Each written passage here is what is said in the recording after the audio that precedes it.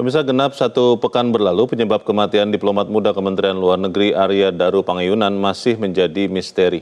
Belakangan, gerak-gerik penjaga Indekos yang 3 kali terekam kamera pengawas menjadi sorotan. Jika tewasnya, diplomat muda Kemlu Arya Daru mengarah pada dugaan tindak pembunuhan berencana. Kriminolog Hanifah Hasna menilai cukup 15 hingga 30 menit bagi pelaku melancarkan aksinya.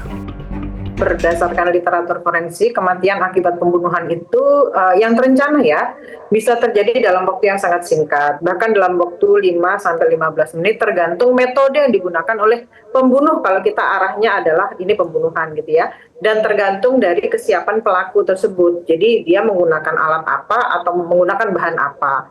Jadi analisa 1 jam itu yang waktu kosong itu penting karena bisa jadi pelaku sudah berada di ruangan itu.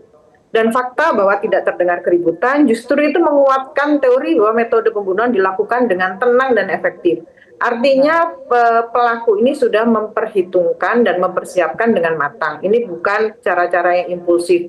Sehingga ini menjadi sesuatu yang sangat-sangat serius untuk diungkap.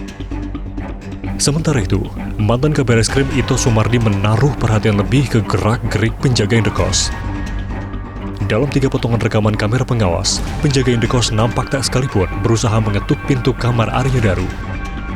Mungkin saja si penjaga kos tersebut menerima pesan dari istrinya dan itu mungkin bisa dibuktikan dengan jejak digital ya, dari HP. Tapi bagi saya sebagai mantan penyidik, saya agak heran kenapa dia tidak mengetuk gitu ya. Kalau misalnya istri saya mengecek, saya mungkin ketiduran, kan pintu bisa diketuk gitu kan. Tidak ada sama sekali aktivitas dia mengetuk pintu atau menggedor pintu sehingga sampai pagi harus dibongkar. Pada saat membongkar juga kan tidak ada aktivitas bagaimana dia mengetuk pintu sebagaimana lazimnya mungkin orang itu tertidur atau bagaimana gitu ya. Nah ini mungkin menurut saya ini satu hal yang perlu didalami oleh teman-teman dari penyidik ya. Kasubdit Penmas Polda Metro Jaya, AKBP Polisi Ronald Simanjuntak mengatakan, mondar-mandirnya penjaga Indekos terjadi karena ada 3 kali permintaan dari istri almarhum untuk memeriksa kamar. Pesan pertama dikirim istri Daru ke penjaga Indekos di Selasa malam pukul 22:40. Pesan dan panggilan kedua berlangsung pada Rabu dini hari pukul 00:48. Dan panggilan ketiga terjadi pukul 5:27 waktu Indonesia Barat.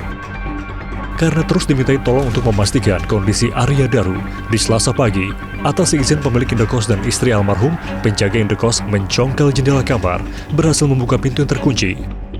Lalu menemukan sang diplomat sudah tidak bernyawa terlilit plakban di dalam kamar. Tim Liputan Metro TV. Jelajahi cara baru mendapatkan informasi. Download Metro TV Extend sekarang.